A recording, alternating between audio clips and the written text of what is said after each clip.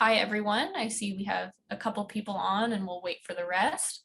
Thank you all for joining us tonight. I'll introduce myself. My name is Dale Bingham, and I'm one of the coordinators here for the Chumash Indian Museum in Thousand Oaks. I've had the pleasure of coordinating and planning the museum speaker series program for the last few years now. Due to COVID, we changed things up and we moved our speaker series program online via Zoom and Facebook Live. We found out that that actually reaches a broader audience, and so we've just continued doing it that way. This allows for us to record these presentations, which they're always filled with such good knowledge, so we actually prefer it that way. And now we're able to offer them on YouTube for everyone to watch at a later date. So if you can only catch a couple minutes of this, don't worry, you can watch it on YouTube later. We would like to continue to bring these topics and voices to all who are interested through our speaker series program. But due to funding issues that was brought on by the pandemic and the museum's closure, we're struggling to find the funds to continue with our speaker series events for this year. That's why small donations from our guests and viewers are really important, and they actually mean the world to us. Even a $5 donation can help us raise the funds to continue this program and to book more speakers. Supporting our small museum gift shop is also a great way to help us raise funds. You can consider purchasing books, cards. We even have masks and t-shirts and tons of other gifts, and we offer them both online and as well as in our in-person gift shop at the museum. I'm going to go ahead and post the donation information in the chat box below, and all of this information can also be found on our website at chumashmuseum.org. I also wanted to quickly say that we still have some spots available in our seaweed rattle making workshop this Sunday, taught by Chumash Tataviam elder Alan Salazar, along with artist Mona Lewis. Tickets are available through Eventbrite, and I'll post that information below. And now on to tonight's presentation. Ever since I saw a post on Instagram, probably a couple years ago now, it was like, we got to get her on. So for all of you tuning in, we will have question and answer sessions after the presentation. So as we continue, please feel free to submit your questions or comments. If you're using Zoom, please type your questions into the chat box below. And if you're joining us via Facebook Live, please feel free to comment, and we will make sure that those comments make their way onto the Zoom box for our speaker to see. And now for our speaker tonight. We at the museum are very excited to have Felicia Garcia, a member of the San Ynez Band of Chumash Indians, here with us to discuss her role in Indigenous representation. So I'll go ahead and turn it over to her now. Thanks so much, Dale. Haku, everyone. I'm really happy to be here tonight. I actually have never been to the Chumash Indian Museum, and so I really look forward to visiting in person next time I'm home, and I'm just really, really honored to have been invited to participate in this series. So as Adele mentioned, I'm Smallish Chumash, and before I began my presentation, before I began, I probably should share my screen, actually. Let's see, I haven't done a Zoom presentation in a while, so bear with me. All right, here we go. So let's see, before I begin my actual presentation, I would like to express my gratitude to the Tewa peoples as the original stewards of the land on which I have the great privilege to live and work as a guest as I give this presentation today. I want to acknowledge their withstanding connections to this place where I live, which is also known as Ogopoge, or White Shell Water Place. And so I invite you all to join me in paying respect to Tewa elders of both the past, present, as well as living descendants and future generations who will continue to maintain inseparable ties to this place. And since this is a virtual talk, I'm going to assume that some of you are not viewing from the place that is currently recognized as Santa Fe. And so I'll ask you also to take a moment to just reflect on the history of the land that you occupy and the communities that have ancestral connection to it. So I always like to start here. On the right is Ogopoge, Santa Fe, New Mexico, where I currently live and work. And then on the left is my home. It's our mountain Owotoponush. I was really, really lucky to grow up in San Ynez, surrounded by my family, my community, my culture. And so as I do this work. I approach everything keeping my family and my community in my heart, but I also like to just mention that I don't speak for all Indigenous people. I don't speak for all Chumash people, my community, or even my family. And I really like to emphasize this, especially as someone who's a guest on another tribe's territory. And so all of this research has been completed from my individual perspective, or I guess it's not all research. I'm sharing a little bit about my personal experience here. But everything I'm going to share is from my individual perspective, which of course has been shaped by my community and my culture, but it's also been shaped by my education in Western institutions. And so today I am just really, really honored to share a bit about my education, my career path, where it has led today, and how this all relates to my identity as a smallish Chumash woman. And yes, please type any questions in the chat or use the Q&A function. I definitely will have time to get to those at the end. And this is kind of a fun presentation for me. Usually I focus on one really specific aspect of my work, but today I'm giving an overview of the trajectory that led to what I do today. So I'll start with my education. On the left is a picture of the university that I attended for my undergraduate degree. It's called Willamette University, and it's on Kalapuya land, also known as Salem, Oregon. I received a bachelor's degree in psychology from Willamette in 2014. And then I received a master's degree from New York University in museum studies in 2018, and NYU is located on the traditional lands of the Lenape. And I am also actually going to throw some links in the chat here. I have a couple I wanted to share with you all throughout the presentation. So the first is a link to this really great resource that I used here to show the traditional lands of the schools I attended. It's a really great website, and I'm sure many of you are familiar with it, but just in case, nativeland.ca. They even have an app, and I use it all the time when I'm traveling, just so I can be aware of whose land I'm on and pay respect. And it's a great starting place, but also just a starting place. So it's always advised to do further research rather than just relying on the website or app.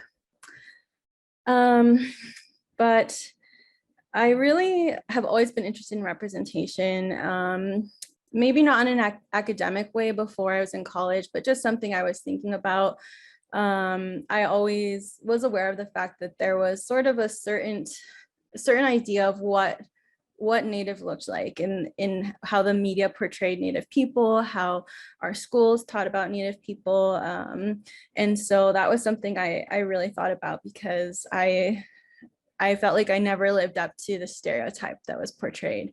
And so that's something I've been reflecting on for a long time. And I started to think about it a little bit more critically when I was in undergrad in 2012. And so I was living in Oregon, and in the spring of 2012, the State Board of Education passed a resolution that would prohibit Oregon public schools from using Native Americans as mascots after July 1st, 2017. And that resolution has since changed, and I'm foggy on the details of how it's changed since I haven't been based in Oregon in quite a while. But this, as I'm sure you can imagine, caused a lot of stress for schools that had these mascots. They had to change them. It required a lot of funding, and there wasn't a lot of awareness about why they needed to change. And so I worked with one of my professors, Dr. Rebecca Dobkins, another professor, Dr. Brooke Colley, and then three other incredible students, Cristina Marquez Guerrero, Blanca Gutierrez, and Kelly Villa, who are all pictured here in this photo. And we completed a research project as part of the Liberal Arts Research Collaborative at Willamette. And so we received funding to embark on this project called the Indian Mascot Community Listening Project. And so our goal was really to go out and listen to the perspectives of Native people in the region, to listen to schools that had Native mascots, and to listen to schools that maybe had previously had these mascots, because really there hadn't been any sort of pull of how people were feeling. And so we wanted to collect that information and then publish a report on our findings and advise on best practices moving forward. The state really didn't offer any support in terms of the transition, and so we were hoping to use our findings to support the process in any way that we could. And so in the summer of 2013, can't believe it's almost 10 years ago, we spent 9 weeks conducting field work. So we completed interviews with stakeholders, so Native community members, coaches, students, principals, just community members in general. And then we also did some archival research and just did some general field work. And we did publish the report with best practices, but as a psychology student, I had a very specific role in this project, which was to publish a short literature review on the psychological impacts of Native American mascots. And so one scholar who I really looked to was Dr. Stephanie Freiberg, who is at University of Arizona. And this is a quote from the American Psychological Association's website. They have a whole page on this topic, which I will also, oops, I guess I didn't share to the right one last time, post that in the chat. So the quote says, American Indian mascots are harmful not only because they are often negative, but because they remind American Indians of the limited ways in which others see them. This in turn restricts the number of ways American Indians can see themselves. And I thought this quote does a really good job of sort of summarizing the impact of these images. But if you go to the American Psychological Association's website, you'll see just another summary of the effects, which includes undermining the educational experiences of members of all communities, especially those who have had little or no contact with Indigenous people. They establish unwelcome and oftentimes hostile learning environments for American Indian students that affirm negative stereotypes that we often see in mainstream society. They undermine the ability of Native nations to portray accurate and respectful images of their culture. And it prevents stereotypical images of American Indians, and it's a form of discrimination against American Indian nations that can lead to negative relations between groups. And so I was really passionate about psychology and fascinated by this work, but I was also obviously very disheartened by it and felt that I didn't want to make a career of, studying these negative effects. I wanted to do something to be a part of the solution. And so in my research and reading all of this work on the psychological impacts, I learned that, these effects are so, they're magnified because there are so few positive representations of Native people in our society. And if there were more positive representations, those effects would be mediated. The impact of mascots wouldn't be so bad. And so those positive representations can exist in places like books, our school curriculum, movies, TV shows, or museums. And so that is sort of what led me to shift my focus and shift my career path and start pursuing a career in museums.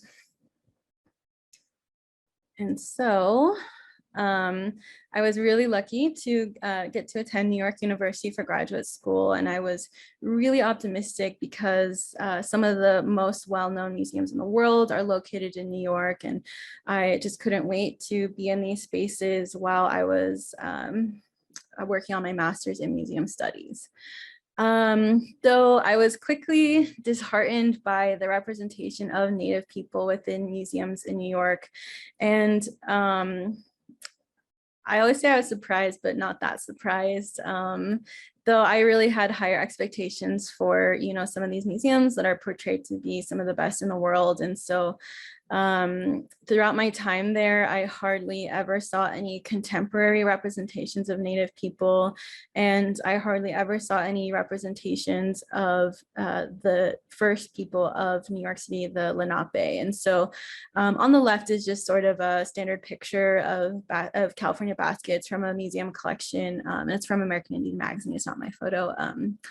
And, you know, I went on countless field trips, saw shells and shells of our material, but, you know, rarely any of our contemporary voices represented in these spaces. And on the right is one of the, maybe the only place I saw the Lenape represented in a museum while I lived in New York. And this was at the Museum of the City of New York. It was in an exhibition on the history of the city. And this was one of the very first displays within the entire exhibition, and it was the only mention of the Lenape. And so there are some historical artifacts attributed to that tribe, and then there's a quote above that I'll read to you. I know it's really tiny. And so it says, "When you first came upon our coast, you sometimes had no food. We helped you with oysters and fish to eat, and now for reward you have killed our people." And you know, in one way, I was glad to see this sort of truthful representation of contact in New York, but also it sort of perpetuates this idea that that Native people's history also begins with contact, when in reality, Native peoples were here, you know, much earlier than Europeans arrived. And it also is the only place they're mentioned in the exhibit. So it portrays them in the past. You might not even know that they still exist today, which they very much do and are very much still connected to that place. And so I felt like I wanted to do something to improve representation of Native people in museums, but I felt like it was going to happen at the most basic elementary level, since we really,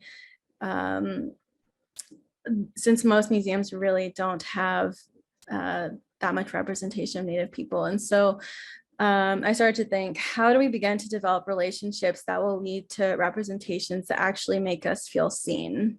And so, you know, a museum can have an exhibit of Native people, but what makes you go into a museum and see a representation of Chumash people and recognize, yes, I relate to that. I feel seen. I feel like my community's seen.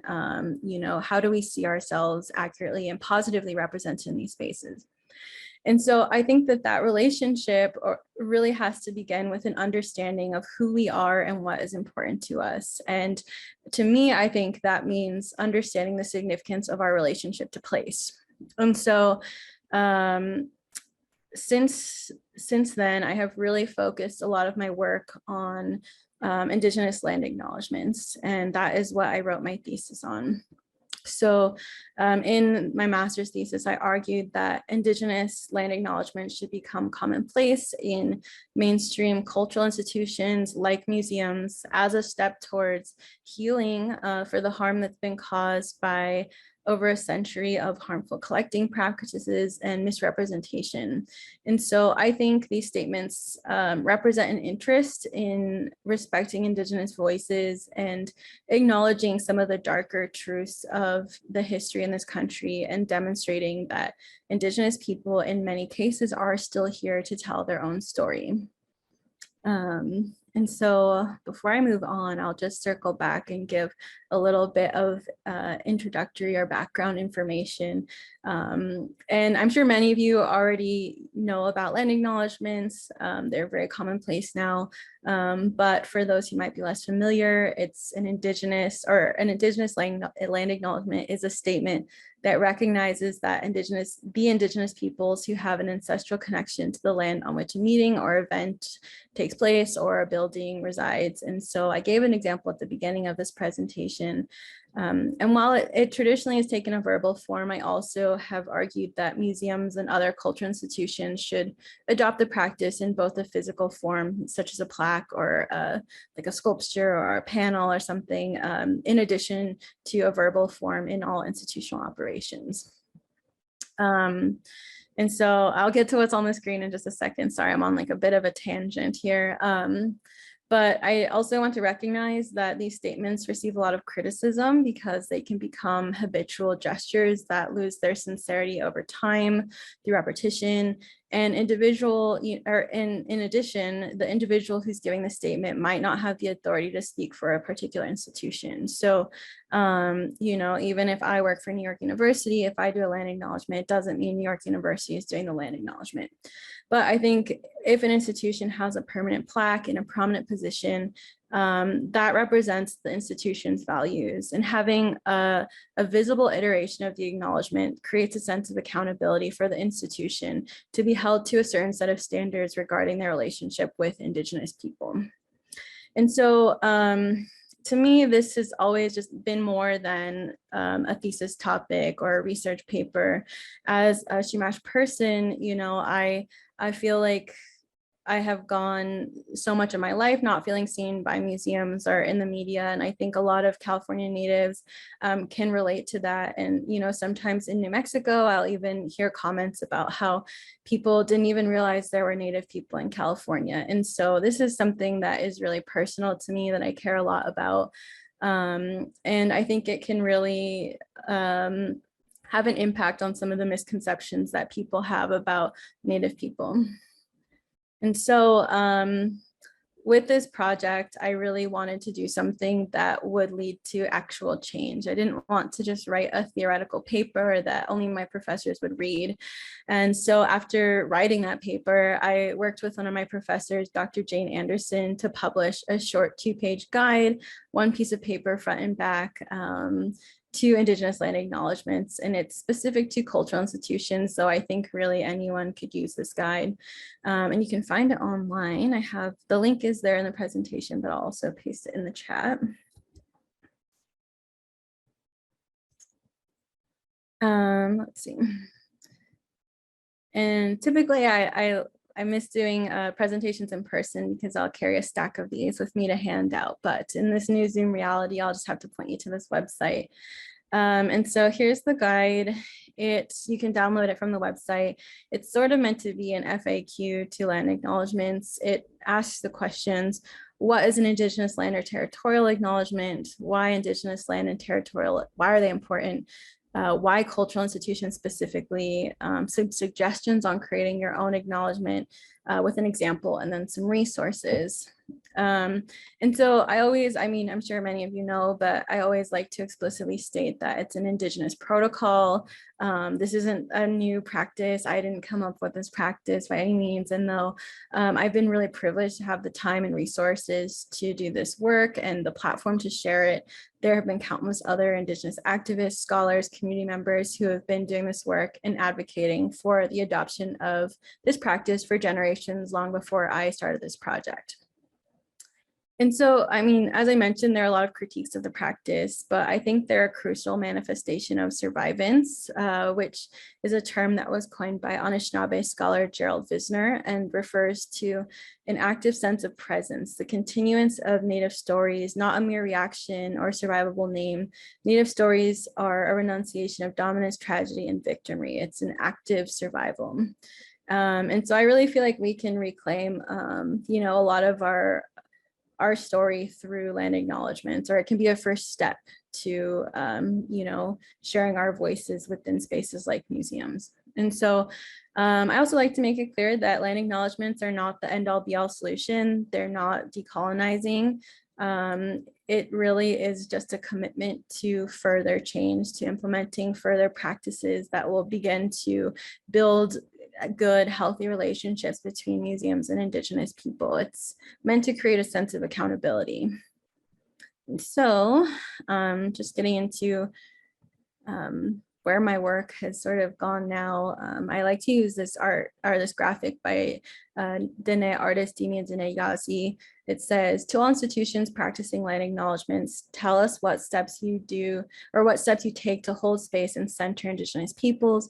How are you actively working to pay Indigenous people, donate to Indigenous causes, protect Indigenous land and water rights, and promote Indigenous sovereignty?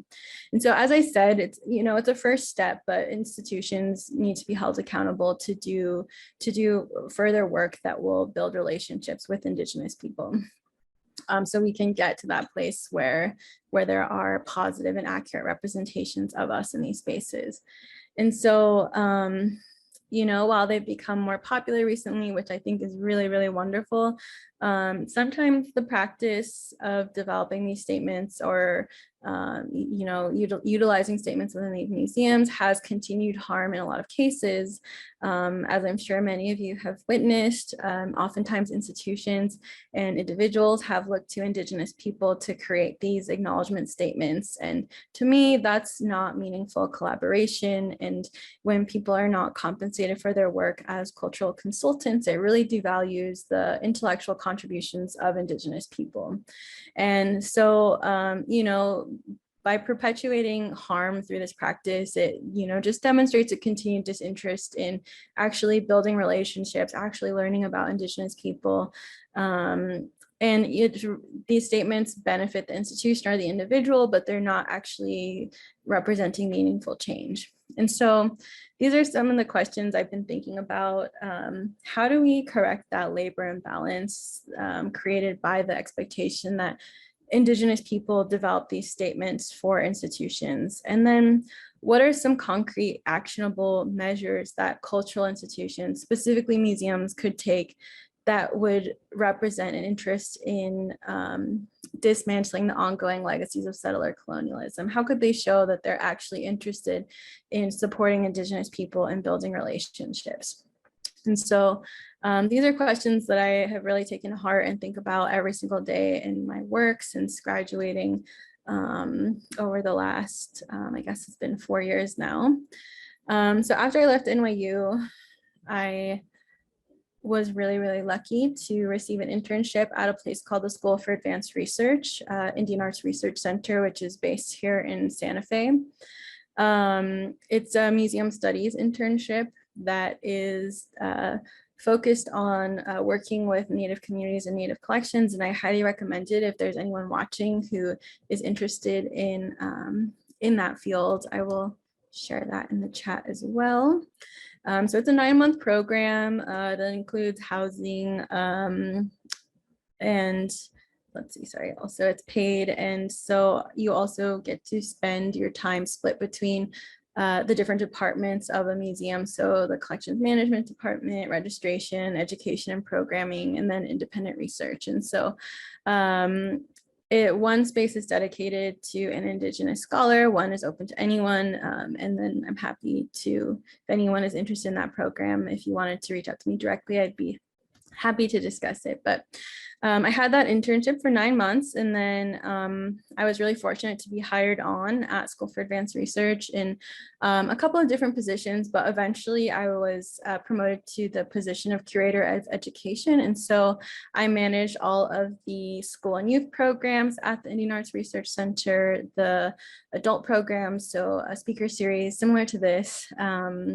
I also managed an arts fellowship program and that same internship program that I had completed. And it was a really great learning experience for me. It was particularly interesting to be an advocate for Indigenous issues as an Indigenous person, but to be a guest and to be primarily working with other tribes' cultures. You know, it's a difficult space to be in, especially when you're working for an institution that is not necessarily Indigenous.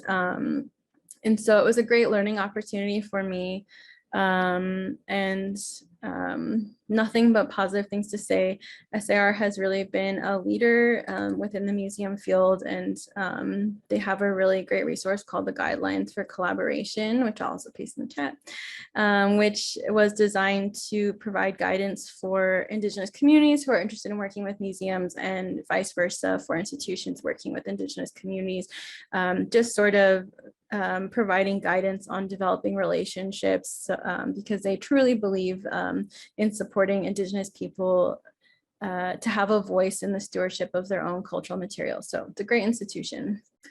But now I work for New York University, technically. I work for an Indigenous data sovereignty initiative called Local Contexts. And the co-director is my mentor from graduate school, Dr. Jane Anderson. And so Local Context is a project that supports Indigenous communities to manage their intellectual and cultural property, cultural heritage, environmental data, and genetic resources within digital environments, which is a mouthful, but I will play this video for you in just a moment to hopefully provide some more information. I hope the audio works. If it doesn't work, we'll figure it out.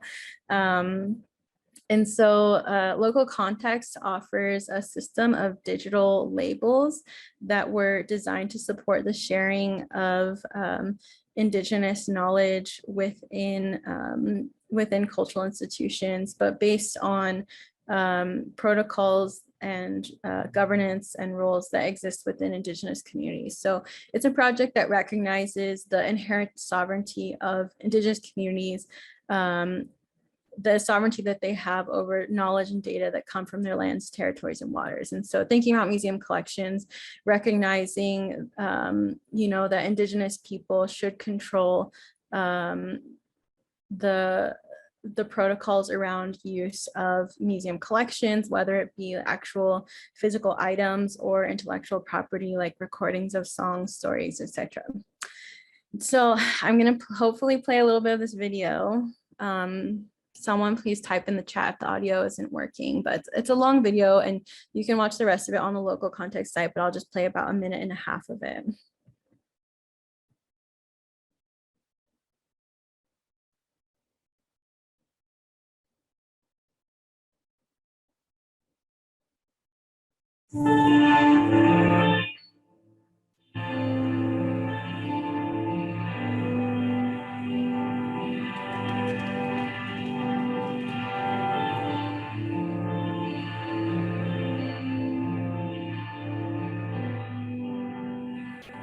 The archive is a pretty curious place in the sense of like what it's presumed to do and who it's presumed to do certain things for. And for the communities that I've worked for, basically I saw the archive radically fail them.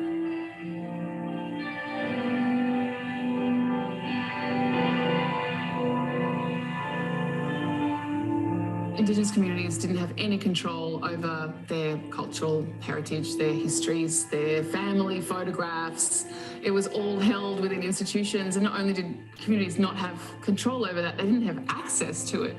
I mean, so you've got these histories of extraction and of deliberate theft, but you have a really real, tangible, practical problem for communities in relationship to how do they get control of their cultural material back. One of the challenges that's emerged in this. So I'll just play that little clip, but I included the link to our website here in the chat if you're interested in watching the whole video. But it's a really great project that is truly dedicated to helping communities regain access over their own cultural material, but it also expands to like scientific information that might be collected by researchers, universities, and I think this is one of those next steps, like thinking about those questions that I posed earlier, what could an institution do that would signify real change, signify a true interest in relationship building? I think working through something like Local Context and giving or respecting Indigenous sovereignty over their cultural material and knowledge, that is one of those next steps that demonstrates a true interest in decolonization and meaningful change in relationship building and representation. And so yeah, I wholeheartedly believe in this project. It's really great, and you should definitely check out the website and learn more about it. And then I just added one last slide to talk about my podcast and some of the other work that I've been doing recently. I have a podcast called Exhibiting Kinship. Here's our tagline, dedicated to discussing Indigenous interventions in the museum world. And so I work with my, I work with my good friend and colleague, Dr. Miranda Roberts. She is my co-host, and we interview Indigenous folks who work within the museum field. And so it's a really broad range of people from, myself, curators, archaeologists, attorneys, NAGPRA specialists. And so we really just wanted to create a platform. Let's see. Let's see, I'll include the link here in the chat. Oh my gosh, sorry. We wanted to create a platform where Indigenous peoples could tell their own stories without worrying about, what their job might say or what an institution might say. I've done a lot of talks for museums, universities, and I think that, when you are in a space that's not run by Indigenous people, you don't have the freedom to like truly be comfortable and express yourself and your ideas. So we wanted, to create a safe space for Indigenous people to share their stories, but also as a resource for non-Indigenous people to listen to our experiences and better understand how they could be allies to Indigenous people and support this work and support representation of Indigenous people within these spaces.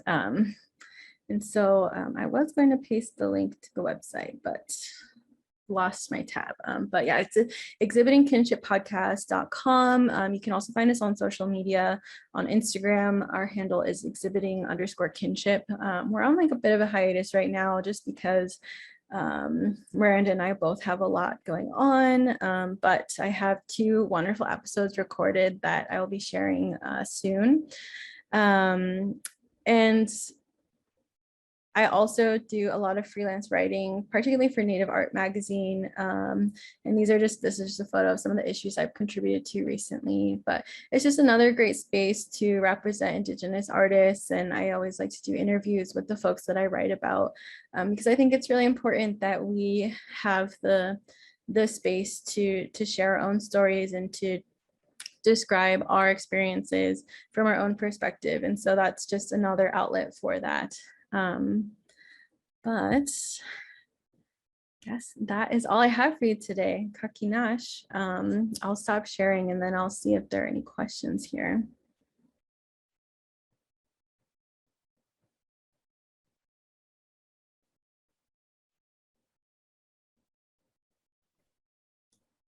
Alrighty, are there any questions so far? I saw on Facebook we have some active people.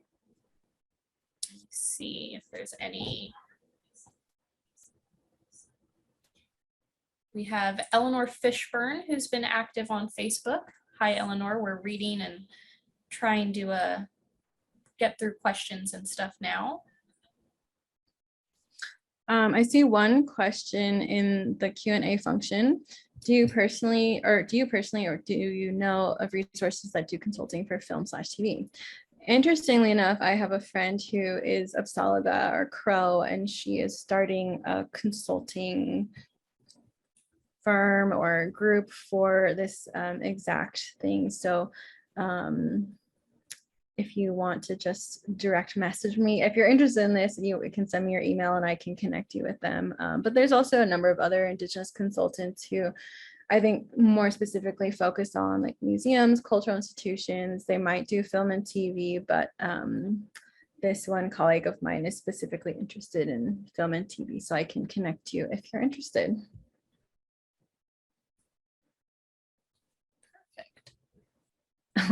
Really nice comments here in the chat. Let's see. Will you tell me again about the museum you worked on in Santa Fe? I missed some of that. Yes. So it's called School for Advanced Research, the Indian Arts Research Center. Let me pull up a link actually to the actual institution. So I'll go just to about the Indian Arts Research Center. So they have an incredible collection of over 12,000 pieces, mostly Pueblo pottery, just like really, really beautiful work. And they are just a really great example, I think, within the field. They are going through this process called the community review sessions. And so their collection represents at least there are 19 pueblos in New Mexico, and they're all represented within this collection in addition to many other nations. And so they're going through a process where they bring in representatives from each of those communities to review every single item in their collection to determine, is this something we should have? How do you want us to steward it? Is this something that needs to go through the repatriation process? Like, you know, what is information that we're missing in the record, and then what are you okay with us sharing with the public? And so they're just really an incredible example of relationship building between an institution and Indigenous communities. Let's see. Okay, great. And then I have contact info, so I will be in touch regarding the consultant work. Someone on Facebook asked, what is the most rewarding part of your work? I mean, there are so many rewarding parts. I think when I worked at School for Advanced Research, I really loved to support Indigenous people to access their cultural material. You know, there were a lot of times where people had never been into the collection before, and they would come in and realize that there were pieces that were made by, you know, their great-great-grandmother, their aunt. And I think museums can be really unapproachable, and it's hard for Indigenous people to access these collections, which, you know, a lot of times we have familial ties to. And so you know, that is one of the most rewarding things I've done, is being able to be that bridge and support people to access their cultural material that they should have a right to. But I also really love, you know, speaking with non-Indigenous people, and if I can have an impact on one person, if I, you know, can support their understanding of our connection to place, or why Indigenous people should have control of their own cultural material, you know, even if it's just the tiniest shift in perspective, I feel like that is a success, and that is just so fulfilling to me. And I feel like I'm doing something that has an impact on a field that I really care about. You know, museums can be troubling in a lot of ways, but I also feel really passionately that they're a place where we can be positively represented, and they can be a site for healing for us. Let's see, do you plan to come back to your homeland and work here? I would love to. I love living in Santa Fe. As many of you know, we are building a museum in San Ynez. It's been a long time dream of mine to work there one day. And so I will keep you all posted. I know, you know, there's still several months out from being completed with the construction. And so I'll just keep my eyes peeled for any open positions there. But yeah, I love being home, being near my family, and you know, Chumash territory is one of the most beautiful places on earth. I might be a little biased, but that's how I feel. With NAGPRA and CalNAGPRA, what has been the experience amongst non-federally recognized tribes and recognized tribes within museums? I've seen a lot of really great examples of federally recognized tribes partnering with non-federally recognized tribes to sort of act as a representative for them in the repatriation process. But also, I think the museum field is moving forward in a positive way overall, I think. And there are a lot of institutions that have started to set really great examples for acting in the spirit of the law of NAGPRA versus just the letter of the law. So one really great example is the Museum of Us in San Diego, which was formerly the Museum of Man. They developed this really incredible repatriation policy that said that basically they were open to repatriating any item that had come to the museum in via a colonial pathway. And so it didn't have to be, you know, it didn't have to fall under the purview of NAGPRA if there was, say, a basket that came to the museum under pressure where, you know, maybe a tribe didn't necessarily want to sell the basket, but they were facing extreme pressure to do so. That tribe could advocate for the repatriation of that item. And so I think more and more museums are realizing that you know, they're realizing the right thing to do, and the more museums that do it, the more of a precedent there will be, and I think other museums will follow suit. But I mean, I think it's really challenging. I think it's going to be a while before we see some of these larger institutions support repatriation beyond the letter of the law. But I mean, there's a great episode on my podcast. Sorry, I'm again a little biased, but my guest was great with Courtney Little-Axe, who is a NAGPRA specialist, and she talks about some of these issues and then some of the successes that she's had working with NAGPRA. And so definitely listen to that episode. And then another one that I have coming out is with an attorney who has worked with UC Berkeley on NAGPRA issues. And so that should be coming out soon. But yeah, I feel like I can't really speak too much about it since it's not my area of focus, but I think generally museums are moving forward in a positive way. How do most institutions respond to repatriation after the curator has built their career on their ancestors? I've seen a lot of institutions that are stubborn. They're very hesitant to repatriate items and have found loopholes in NAGPRA to avoid that. One of the ways that museums do that is, for example, there are some Chumash ancestors in institutions on the East Coast, but because of their age, museums have labeled them as prehistoric. And so technically, we don't have any claim to them because they're not Chumash, they're prehistoric. And so there are a lot of museums that do things like that to avoid repatriation. But like I said, I think that there's a lot of pressure from obviously Indigenous communities, but you know, we have more and more allies in the field and beyond who are putting pressure on these institutions. And I think, you know, like I said, as more and more museums start to act in the spirit of the law and do the right thing, I think other institutions will have no other choice. Oh, and here's another question in the Q&A box. Thank you so much for your work. I was at SAR as an author. Do you know if they have a grown connection with IAIA? I also want to mention the new Lenape exhibit in Brooklyn, curated by Indigenous scholar Joe Baker. I would love to see that exhibit in Brooklyn, and I'm really lucky to get to travel to New York for work fairly often, so I'll definitely check it out.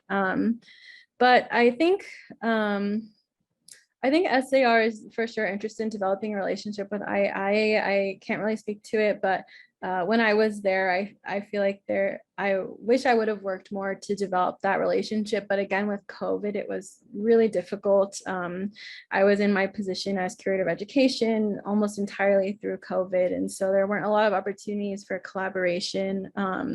We did one really incredible change that's happened with the internship program there is the interns can choose in a local institution and spend 1 day a week working at that local institution to further their career and support their specific interests. And so while I was there, 2 of the interns chose to spend 1 day a week at Institute of American Indian Arts Museum of Contemporary Native Art. And so that was sort of one area where we were starting to build a bridge between our institutions. But yeah, I can't say, I can't really comment on anything that they're doing now, but I would love to see some more, to see what happens in the future. I think that there's so many great institutions in Santa Fe, and it's just amazing to see what can happen when they collaborate. Let's see. Excited that you have a podcast. Are there any other projects of yours you can support? And are there projects you'd like to do in the future? I think the podcast is probably the main one right now. So I am the co-host and producer, and when I started this project, I really underestimated the amount of work that goes into editing a podcast, which sounds silly in retrospect, but I think we're hoping to get to a place where we can bring on more people to our team. And so you know, we can create more content and spend less time on the editing. Since I don't really know what I'm doing, it just takes up so much time. I continue to do land acknowledgement work. Previously, I did offer some consulting related to land acknowledgements, but I'm sort of moving away from that. I think that there are enough resources out there that I just don't really feel the need to do it. And, you know, like I said, there are so many other people who are doing similar work that there's no shortage of information out there. Projects I'd like to do in the future. I love writing about art, and I'd love to do more curatorial work. That is something I'm really interested in. I've been lucky to be invited to write some text panels for museums over the last year, and I like I said, I do writing for a Native Art magazine, and so I think curation is a really great provides great opportunities to work directly with artists and provide spaces for artists to have a voice within museums. I think historically the model has been that the main voice within the museum is the curator, but I think it's shifting now where artists and Indigenous communities are given more of a platform, as they should. And so that's something I'm interested in. I love talking to people and sharing space, and I think that there's a lot of great opportunities for that within museum curation. Let's see. Stolen Spirits of Haida Gwa is an excellent documentary on repatriation in British Columbia from Chicago's Field Museum, and shows the positive impact the process reflected on the curators and the First Nation people. Definitely going to copy that and check it out later. Thank you.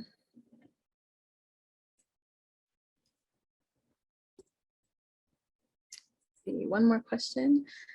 Hello, and thank you for sharing your work and these great resources. I'm looking forward to listening to Exhibiting Kinship. While you're in New York, you may enjoy seeing Between Two Knees at the Yale Repertory. Ooh, I would love to. That was something I missed during COVID for sure. I mean, among so many other things, I missed my family, my home, but I miss going to museums and seeing exhibits in person. And so I've been really enjoying going out and seeing art and ancestors, older cultural items in person again. And so I'm looking forward to my next New York visit. Let's see, and I think that's it. Really, really good questions, really sweet comments. I'm so grateful for everyone who tuned in.